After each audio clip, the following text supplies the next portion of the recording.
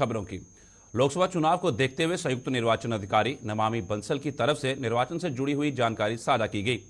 चुनाव को देखते हुए संयुक्त निर्वाचन अधिकारी नमामि बंसल ने कहा कि प्रत्याशियों के नामांकन को लेकर पूरी तैयारी कर ली गई है, जिसमें ऑनलाइन और ऑफलाइन दोनों माध्यम से नामांकन होगा। इसके साथ ही प्रत्याशियों को नामांकन को लेकर निर्वाचन की गाइडलाइन का पालन करना होगा। संयुक्त निर्वाचन अधिकारी ने कहा कि बीते रोज प्रदेश के 94,000 स्थानों से प्रचार सामग्री हटाई गई है, जो निर्वाचन के नियमों का उल्लंघन कर रहे थे। इसके अतिरिक्त सी विजिल ऐप के माध्यम से भी आचार संहिता का उल्लंघन करने वाली अब तक 3,000 से अधिक शिकायतें मिली हैं, जिनका निस्तारण किया जा रहा है।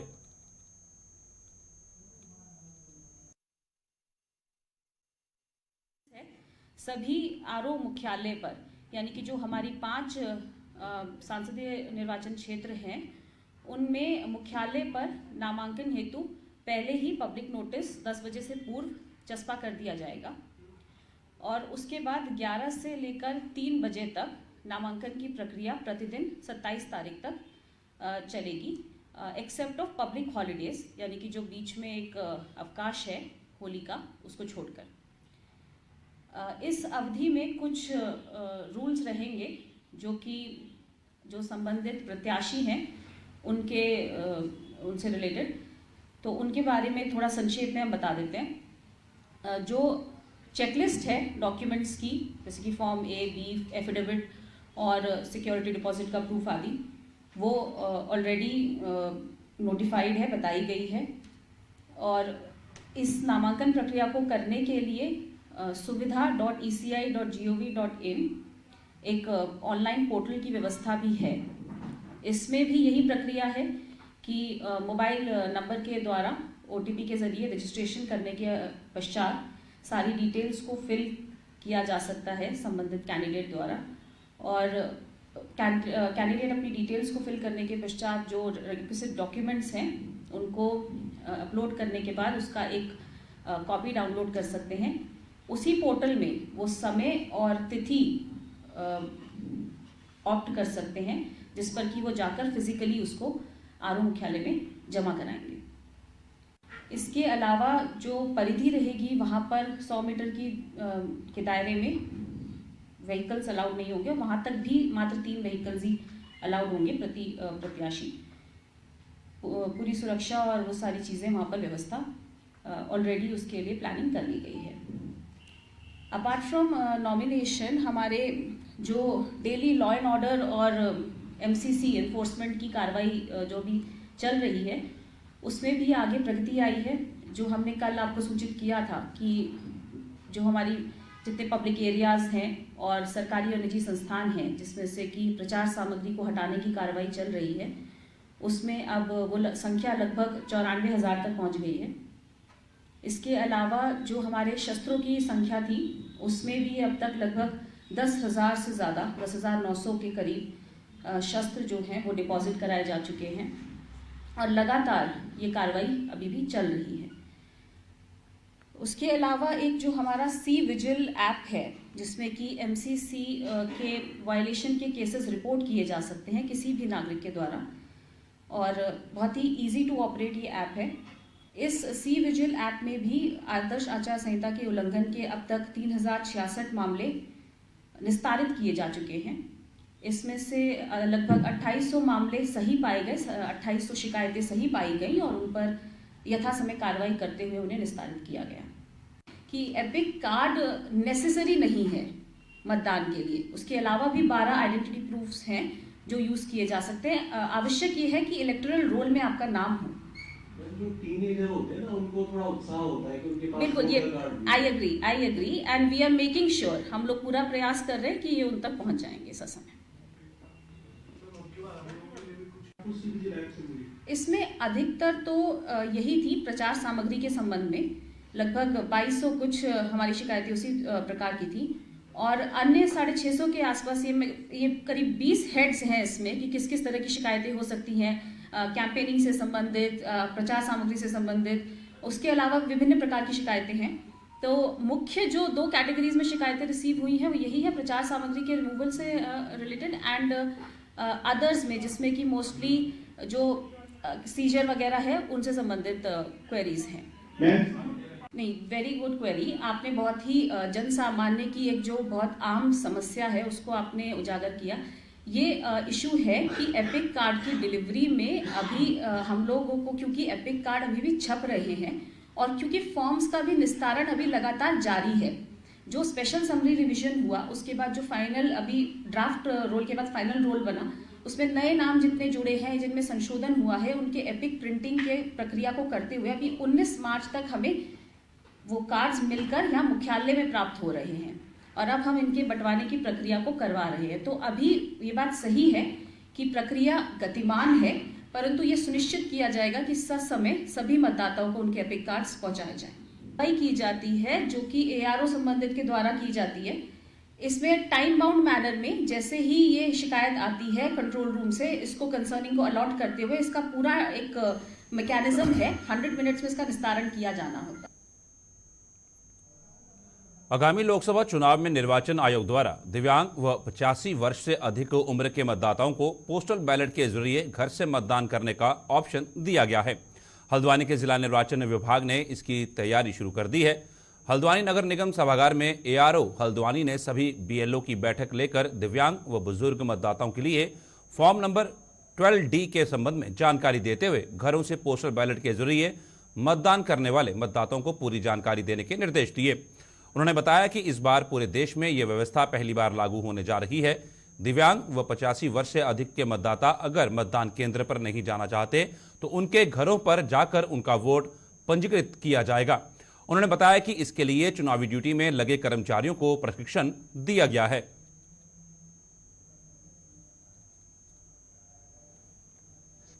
देखिए, निर्वाचन आयोग ने जो दिव्यांग मतदाता हैं और जो 85 वर्ष से अधिक आयु के मतदाता हैं, ऐसे मतदाता जो पोलिंग बूथ पर आने में असमर्थ हैं, उनको वोटर लिस्ट में हमने आइडेंटिफाई भी किया है।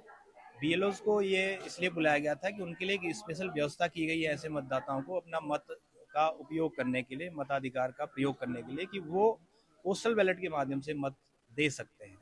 तो बीएलओस को प्री प्रिंटेड उनको फॉर्म 12D दिए जा रहे हैं जिस पर उन मतदाताओं को आवेदन करना है और ये काम हमें 4 से 5 दिन में उनको वितरित करके ख़त्म करना है। और साथ ही ऐसे मतदाताओं से जो अक्षम हैं बूथ पे आने वाले 85 साल से अधिक और दिव्यांग मतदाता, उनसे आवेदन लेकर उनको पोस्टल बैलेट जारी करना है। तो इसी प्रक्रिया के संबंध में आज हल्द्वानी विधानसभा के जो हमारे बूथ लेवल अधिकारी हैं उनको यहाँ पर ट्रेनिंग के लिए भी बुलाया गया था और सामग्री दी गई है। भगवान बद्री विशाल के कपाट खुलने की तिथि तय हो गई है। 12 मई को भगवान बद्री विशाल के कपाट खुलेंगे। बद्रीनाथ की यात्रा के लिए प्रशासन ने तैयारियां शुरू कर दी हैं। प्रशासन द्वारा बद्रीनाथ धाम तक मार्ग से बर्फ हटाने का मार्ग को यातायात के सुचारू करने के लिए काम शुरू कर दिया गया है। हालांकि मार्ग के दोनों ओर बर्फ अभी मौजूद है। मार्ग को सुचारू करने के बाद बद्रीनाथ धाम में बिजली, पानी के साथ अन्य व्यवस्थाओं के काम में तेजी लाई जाएगी।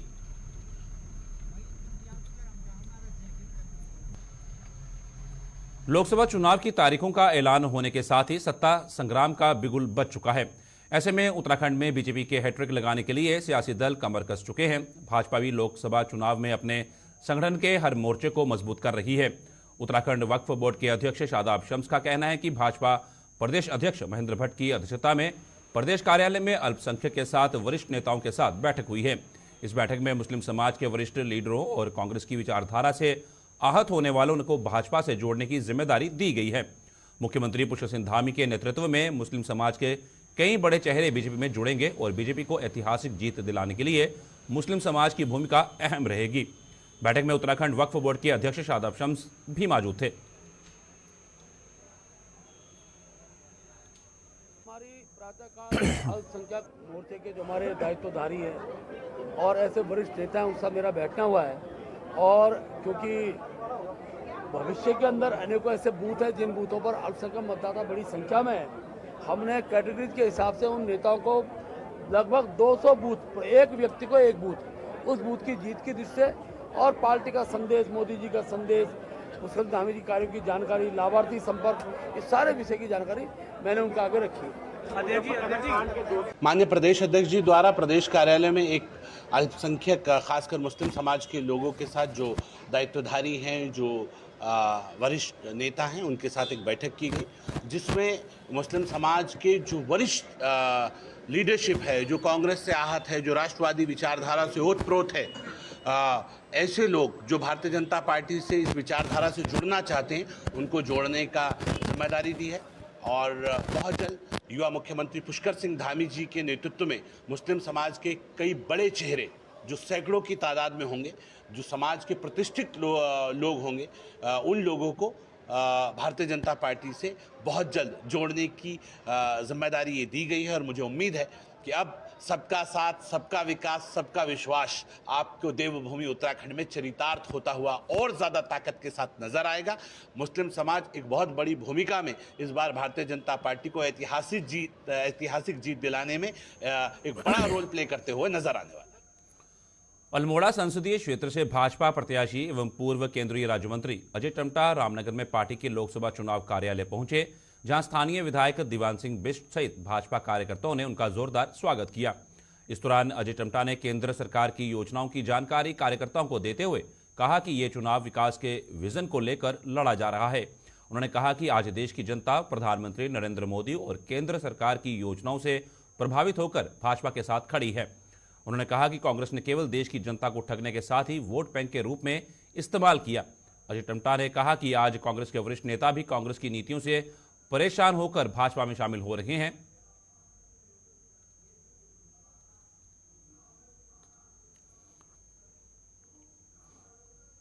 इसमें दूसरी बार चुनाव में जब पार्टी ने लड़ाया तो मैं 2,32,000 वोट से जीता। तो ये एंटी इनकम्बेंसी है या क्या प्लस है? पर आपके बारे में आपको गारंटी के साथ कर रहा हूँ कि हम अल्मोड़ा संसदीय क्षेत्र को 5 लाख वोटों से जीतेंगे। सब एंटी इनकम्बेंसी कुछ नहीं लगती आपको? नहीं, एंटी मैं आपको बता रहा हूँ कि आप अगर कहोगे, मेरे को पिछले 5 साल पहले भी लोगों ने यही कहा कि आप 5 साल से सांसद हैं, एंटी इनकम्बेंसी हो सकती है, तो मैंने उनको जवाब दिया था मैं इस बार 1 लाख वोट से 96,000 वोट से जीता हूँ। और अब उसके बाद मैंने उनसे कहा था कि मैं 2.5 लाख वोट से जीतूंगा, और वही हुआ कि हम 2,32,000 वोट से जीते। और मैं आपको कह रहा हूँ कि इस बार हम 2019 में 2,32,000 से जीते, इस बार हम 5 लाख वोट से जीतेंगे। तो इसलिए ये एंटी इनकम्बेंसी नहीं है, ये प्लस हो रहा है। ये सिर्फ प्लस अगर इसलिए हो रहा है, वो नरेंद्र भाई मोदी जी की योजनाओं का प्लस है।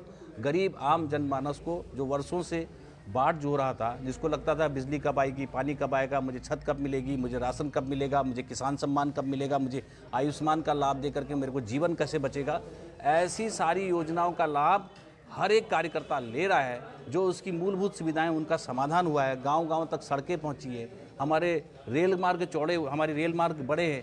हमने भोजीपुरा, पीलीभीत, टनकपुर को पहली बार अल्मोड़ा संसदीय क्षेत्र रेलवे कनेक्टिंग हुआ। पहली बार अच्छी सड़कों का ऑल वेदर रोड टनकपुर से लेकर अगर आप आदि कैलाश तक भी जाएंगे और लिपुलेख दर्रे तक, चाइना के बॉर्डर तक भी जाएंगे, तो आपको ऑल वेदर रोड का आनंद आएगा। डबल लेन की सड़कें मिलेंगी। हमारे जो रेल नेटवर्क है वो आने वाले समय के दिन हम और बढ़ाने वाले हैं। पहली बार एयर कनेक्टिविटी हुई है। मैं कल पिथौरागढ़ से कार्यक्रम करा करके देहरादून मीटिंग में गया हूँ और वापस मैं इस रास्ते से आ रहा हूँ क्योंकि मुझे सल्ट जाना है। तो पहली बार एयर कनेक्टिविटी हुई है। तो मैं समझता हूँ कि जितनी सुविधाएं हमने दी हैं, इन सभी सुविधाओं का लाभ आम जनमानस के अल्मोड़ा, पिथौरागढ़, बागेश्वर, चंपावत के संसदीय क्षेत्र को मिला है। मेरा ये लगता हुआ रामनगर, जो कि मेरे ही लोकसभा से लगा हुआ है और पौड़ी लोकसभा का ये क्षेत्र है, यहाँ पर भी जो हमारी कनेक्टिविटी है, हम पिछले दिनों हमने यहाँ पर पुल में जो एलिफेंट के लिए उसमें कम था हाइट, उसको हमने दोबारा से रिवाइज एस्टिमेट बना करके उसको शासन से नितिन गडकरी जी ने पास किया है, नरेंद्र भाई मोदी जी के मार्गदर्शन में। वो भी हमारा काम हो रहा है। हम रामनगर से रानीखेत को डबल लेन सड़क देने वाले हैं। और मैं अपने संसदीय क्षेत्र के अंदर मैंने पहले ही कह दिया है। टिहरी लोकसभा सीट से कांग्रेस प्रत्याशी ज्योति सिंह गुंसोला ने अपने चुनाव प्रचार को गति दी है। मसूरी के कांग्रेस भवन में कांग्रेस प्रत्याशी द्वारा कार्यकर्ताओं के साथ बैठक की और कार्यकर्ताओं से बूथ स्तर को मजबूत बनाने का आह्वान किया। इसके साथ साथ उन्होंने कार्यकर्ताओं को घर घर जाकर कांग्रेस के समर्थन में मतदान करने की अपील की बात कही। बैठक के बाद कांग्रेस प्रत्याशी ने मसूरी में जनसंपर्क अभियान भी चलाया और लोगों से कांग्रेस को वोट देने की अपील की। इस दौरान ज्योति सिंह गुंसोला ने भाजपा सरकार पर भी जमकर निशाना साधा।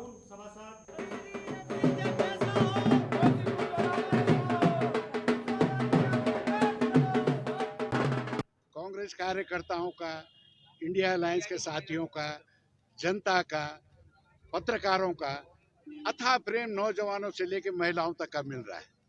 मैं इस चुनाव को जो हूँ बड़ी सादगी से लड़ रहा हूँ। ये चुनाव प्रजा और राजा के बीच में है। प्रजा चारों तरफ फैल चुकी है, वो स्वतः स्फूर्त हो रही है चाहे कांग्रेस के साथी हों, चाहे कॉमरेड साथी हों, लेफ्ट राइट सबके साथी हों, वो सब लामबंद होकर जो है इस टिहरी लोकसभा की लोकसभा में बढ़ चढ़कर काम कर रहे हैं।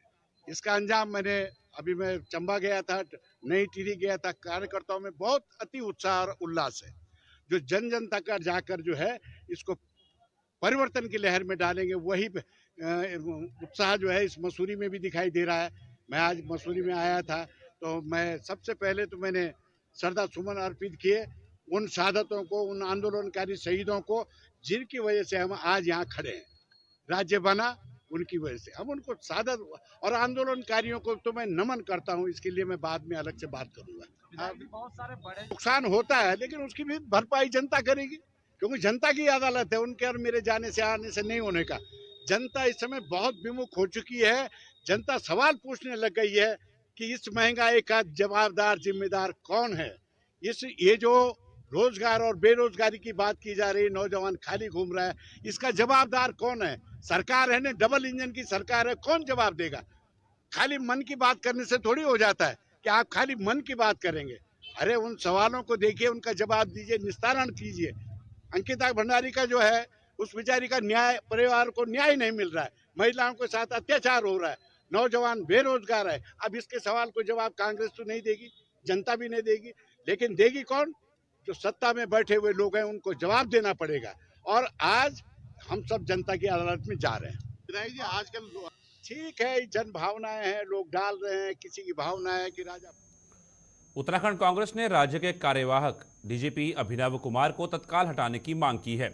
कांग्रेस ने चुनाव आयोग को शिकायती पत्र भेजा है। कांग्रेस ने आरोप लगाया है कि डीजीपी का पद संभालने से पहले अभिनव कुमार सीएम धामी के प्रमुख सचिव रहे हैं और सत्ताधारी पार्टी यानी बीजेपी के साथ उनकी नजदीकी है। ऐसे में उनके डीजीपी रहते हुए राज्य में निष्पक्ष चुनाव नहीं कराया जा सकता है।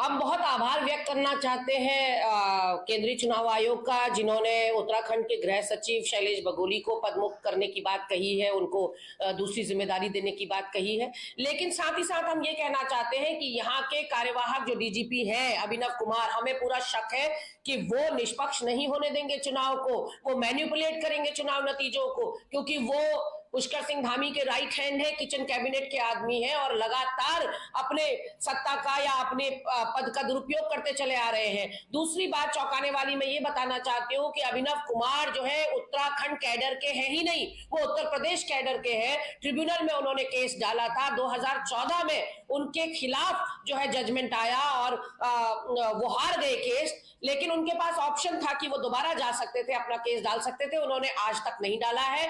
वही पुष्कर सिंह धामी ने उन्हें कार्यकारी डीजीपी इसीलिए बनाया क्योंकि किसी भी प्रदेश सरकार को 3 नाम ऊपर पैनल के रूप में भेजना होता है डीजीपी के तौर पर, जो पुष्कर सिंह धामी ने नहीं भेजे। उनको अपना ही व्यक्ति क्योंकि डीजीपी के पद पर चाहिए था, इसलिए फुल फ्लेजेड डीजीपी आज की तारीख में अभिनव कुमार नहीं है। उनके आगे कार्यकारी इसीलिए लिखा गया है या कार्यवाहक इसीलिए लिखा गया है क्योंकि वो संवैधानिक तौर से बन ही नहीं सकते डीजीपी। और हमें पूरा अंदेशा है, हम मुख्य विपक्षी दल है, हमारा पूरा अंदेशा है कि वो चुनाव में अपनी सत्ता का दुरुपयोग करके, अपनी पावर्स का दुरुपयोग करके नतीजों को प्रभावित करेंगे। तो माननीय अध्यक्ष जी ने जो चिट्ठी लिखी है, हमारी अपेक्षा है कि मुख्य निर्वाचन आयोग उस पर कार्रवाई करे। कोटद्वार में सोमवार को हुई भाजपा प्रत्याशी अनिल बलूनी के रोड शो में विधानसभा अध्यक्ष रितु खंडूरी पर विपक्षी दल द्वारा आरोप लगाए जा रहे हैं। कांग्रेस नेताओं ने रितु खंडूरी पर भारतीय जनता पार्टी के प्रत्याशी के चुनाव प्रचार में पार्टी की टोपी, बिल्ला और झंडा लेकर चुनाव प्रचार करने पर आपत्ति दर्ज करते हुए उन पर विधानसभा अध्यक्ष पद की गरिमा न रखने का आरोप लगाया है। उन्होंने मांग की है कि भाजपा अगर लोकतंत्र पर विश्वास रखने वाली पार्टी है तो तुरंत विधानसभा अध्यक्ष को इस्तीफा दे देना चाहिए। साथ ही उन्होंने राष्ट्रपति द्रौपदी मुर्मू और राज्यपाल गुरमीत सिंह से मामले की गंभीरता को देखते हुए तत्काल प्रभाव से विधानसभा अध्यक्ष रितु खंडूरी को पद से बर्खास्त कर देने की मांग की है।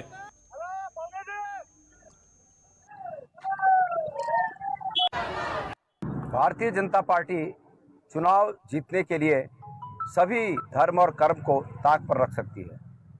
ताज़ा उदाहरण कल कोटद्वार में उत्तराखंड विधानसभा की सम्मानित अध्यक्षा जिस प्रकार से भारतीय जनता पार्टी की गाड़ियों में सवार होकर अपने लोकसभा के कैंडिडेट के लिए भाजपा के चुनाव चिन्ह पर प्रचार करती नजर आई, उससे ये लगता है कि इन्हें कोई फर्क नहीं पड़ता कि ये नैतिकता की मर्यादा को समझें।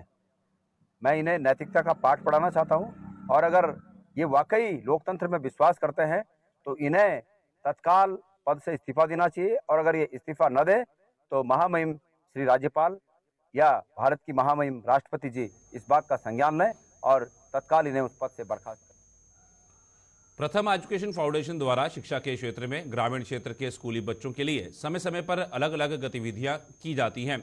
इस क्रम में प्रथम एजुकेशन फाउंडेशन द्वारा देहरादून के कालसी, विकासनगर एवं सहसपुर ब्लॉक के 100 गांवों में लाइब्रेरी खोली गई है।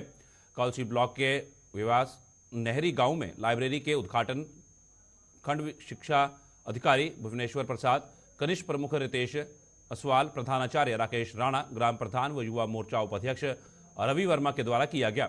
इस अवसर पर वार्ड मेंबर, अभिभावकों, बच्चों और स्वयंसेवकों भी मौजूद रहे।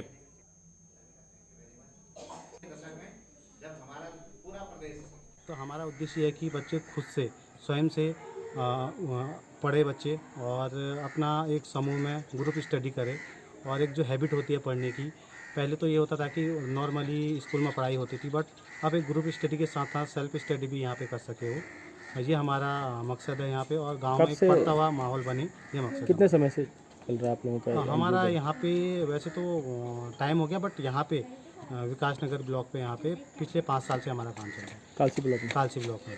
और हम लोग स्कूल में भी हम लोग क्लास करते हैं। ऐसे बच्चे जो बच्चे थोड़ा पढ़ने में कमज़ोर होते हैं उन बच्चों के साथ हम क्लास करते हैं। और साथ साथ हम लोग गांव में भी उन्हीं बच्चों के साथ हम लोग एक लाइब्रेरी हम लोग समूह बनाते हैं। उस समूह में कुछ सीट वगैरह देते हैं बच्चों को, वो बच्चे ग्रुप में कर रहे होते हैं। देखिए, पहले तो मैं बधाई दूंगा प्रथम एजुकेशन की पूरी टीम को, जिन्होंने एक जौनसार बावर के बहुत छोटे से गांव में एक लाइब्रेरी का शुभारंभ किया। और एक जो इनका कॉन्सेप्ट है शिक्षा के प्रति, छोटे छोटे बच्चों को कैसे एक्टिव रखा जाए, उस पर इन्होंने यहाँ पर एक लाइब्रेरी खोली, जिसका एक अनुभव भी उन्होंने साझा करा। उसमें परिवार का योगदान, उसमें बच्चों का योगदान, बच्चे जो बुक्स उसमें पढ़ते हैं उसको उन्होंने बाकायदा डिस्प्ले भी किया। तो इनकी क्रिएटिविटी से लगता है कि निश्चित तौर पर जो आपकी जो प्रथम एजुकेशन है उनके द्वारा जो ये कार्य कराया जा रहा है बहुत ही सराहनीय कार्य है। व्यास नदी के इस बारात घर में प्रथम एजुकेशन फाउंडेशन द्वारा एक लाइब्रेरी का लोकार्पण कार्यक्रम था, जो ग्राम के छोटे नन्हे मुन्ने बच्चों के लिए उनकी रुचि के अनुसार पुस्तकों को रखा गया है और एक लाइब्रेरी का स्टार्ट किया गया है। इस कार्यक्रम में आज मैंने यहाँ शिरकत की, प्रतिभाग किया।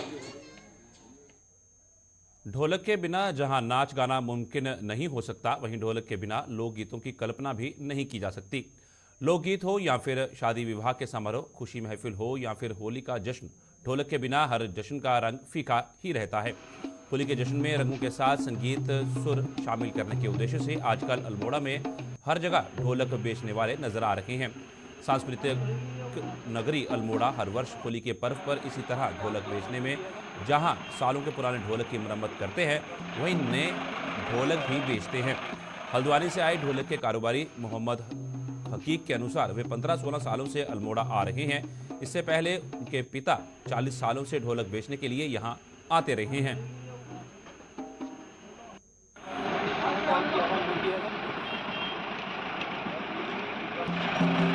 फिर पिताजी लोग आते थे इधर ढोलक बेचने के लिए। पिताजी लोग कितने सालों से आते हैं यहाँ? वो तो करीबन 90 से हो गए, उन्हें 35-40 साल। एक चीज़ ये बताइए, जैसा अभी कई चीज़ें चल रही हैं, हल्द्वानी में थोड़ा बवाल हुआ था, तो इसमें कहीं आपको कारोबारों में दिक्कत लगती है कि वो धर्म विशेष के कारण कहीं कोई आपको ऐसा असुविधा हुई कहीं? ऐसा है ना कि परेशान तो हम लोग भी हुए जी, उस दंगे में परेशान हम लोग भी हुए जी, क्योंकि कर्फ्यू जारी हो गए थे जी।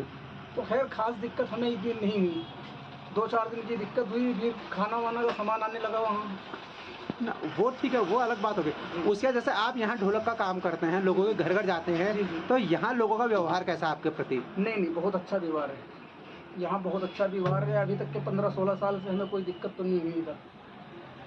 हम लोग आते रहते हैं ना यहाँ, गांव खेड़ों में, घरों में, गांव में, बाज़ारों में, सब लोग जानते हैं हमें कि हाँ ढोलक वाले अब से नहीं, बहुत पहले से आते हैं। इसलिए हमें कोई दिक्कत नहीं है।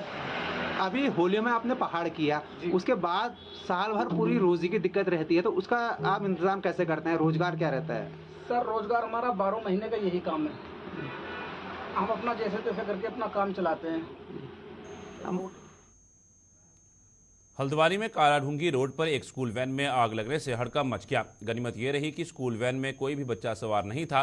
स्कूल वैन पूरी तरह से खाली थी। ये पूरी घटना नवाबी रोड के पास की है। आग की इस घटना की सूचना मिलने पर फायर ब्रिगेड की टीम मौके पर पहुंची और आग पर काबू पाया। सूचना मिलते ही सिटी मजिस्ट्रेट AP वाजपेयी भी मौके पर पहुंचे। उन्होंने बताया कि स्कूल वैन खाली थी, गाड़ी में तकनीकी कमी के चलते आग लगी है। सिटी मजिस्ट्रेट ने RTO से घटना की जांच करने के निर्देश दिए हैं।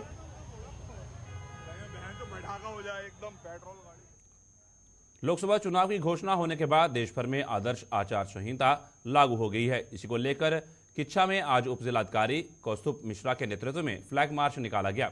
फ्लैग मार्च किच्छा कोतवाली से शुरू होते हुए रेलवे स्टेशन MP चौक होते हुए किच्छा के मुख्य बाजार में निकाला गया। इस फ्लैग मार्च में स्थानीय प्रशासन, पुलिस एवं ITBP जवान मौजूद रहे। उप जिलाधिकारी कौस्तुभ मिश्रा ने कहा कि उत्तर प्रदेश के बॉर्डर पर पुलिस फोर्स तैनात की गई है, वहीं संदिग्ध गतिविधियों पर भी नजर रखी जा रही है। पारदर्शी एवं भय मुक्त चुनाव होना चाहिए, इसके लिए सारे बिंदुओं पर बारीकी से नजर रखी जा रही है।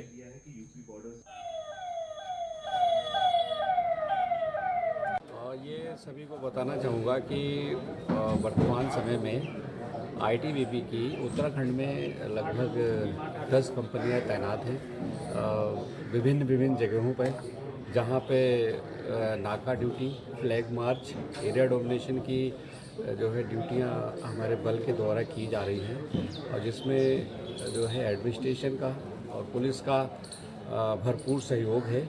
और उनके साथ में ही हम लोग सारे के सारे जितनी भी कार्रवाइयाँ हैं, ड्यूटियाँ हैं, कर रहे हैं। और सभी लोगों को ये एक मैसेज देना चाहूँगा अपने बल की तरफ से कि जो एरिया डोमिनेशन है या जो नाका ड्यूटी है, इसमें किसी भी तरीके का भय व्याप्त ना करें या इस तरीके का डर या ऐसा कुछ भी अपने दिमाग में न लाएं। इसका केवल उद्देश्य यही है कि जो अराजक तत्व है, जो उस तरीके के लोग हैं कि जो कि गुलिस्तान में खबरों का सिलसिला यूं ही चलता रहेगा। फिलहाल इस बुलेटिन में इतना ही, दीजिए इजाजत। नमस्कार।